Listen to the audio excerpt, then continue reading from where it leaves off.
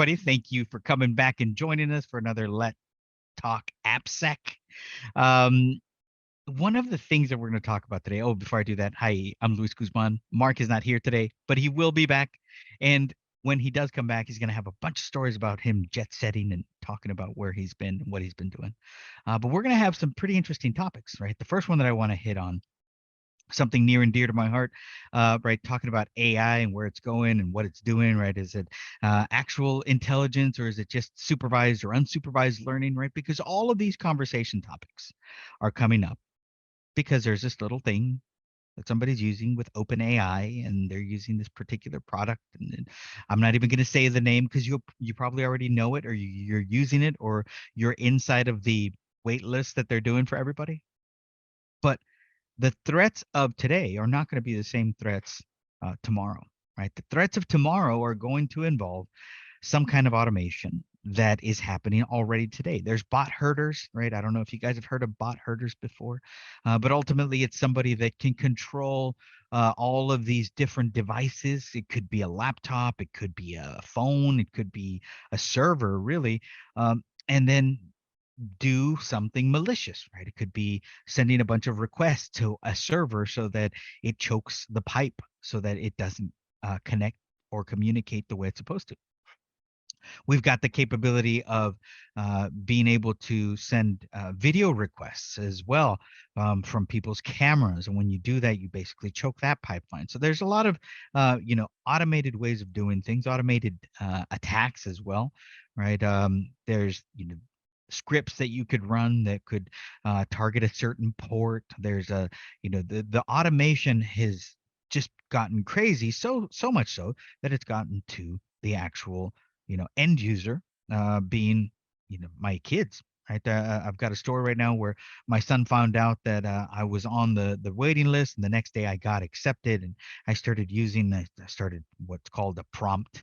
And that prompt is just how you are going to ask the AI assistant to do something and to go retrieve content or to create content for you.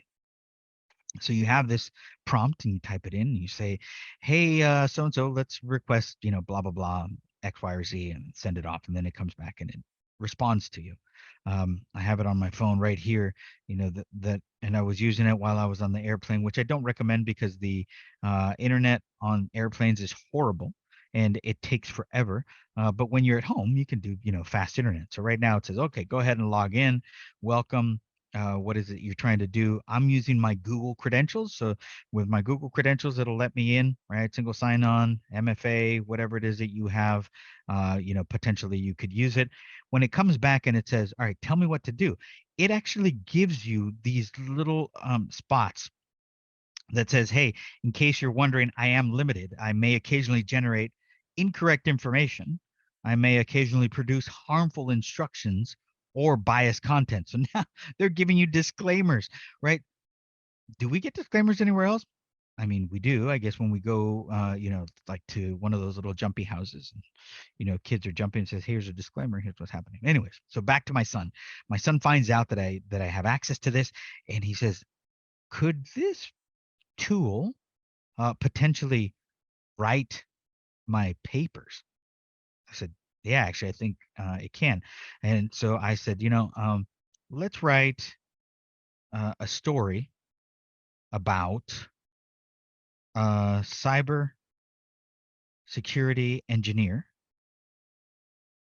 that has been lost for 10 years,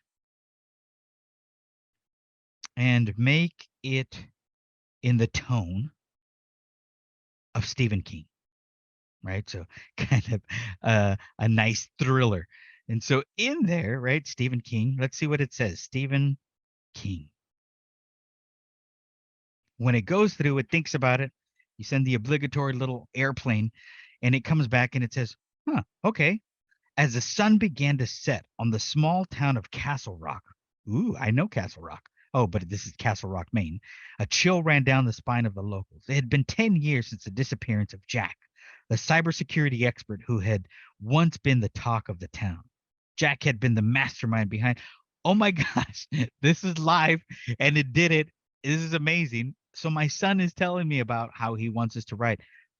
I tell him, yeah, this could write your papers and he could probably do a better job than you. So this gives him a seed of information. He could go back, he could request for us to help him with the rough draft and all this. And then eventually he has a paper that was initiated by AI. This is amazing. It's not going to change humans into where it's going to replace them.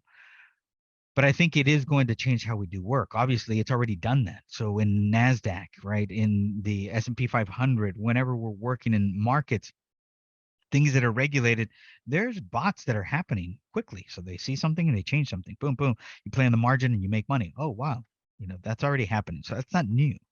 How's that going to change in cybersecurity? How being able to do something quickly? I know that phishing is already being used. It's making these really cool emails. No more misspellings or incorrect grammar or incorrect sentence structure. Now it's going to be in whatever language you want, however you want it, right? So think about the attacks of tomorrow and where we could go, because that right there, that is interesting to me. Well, thank you so much. I'm 𝗙𝗻cie𝗿𝗄𝗧. We'll see you next time. Talk to you. Bye.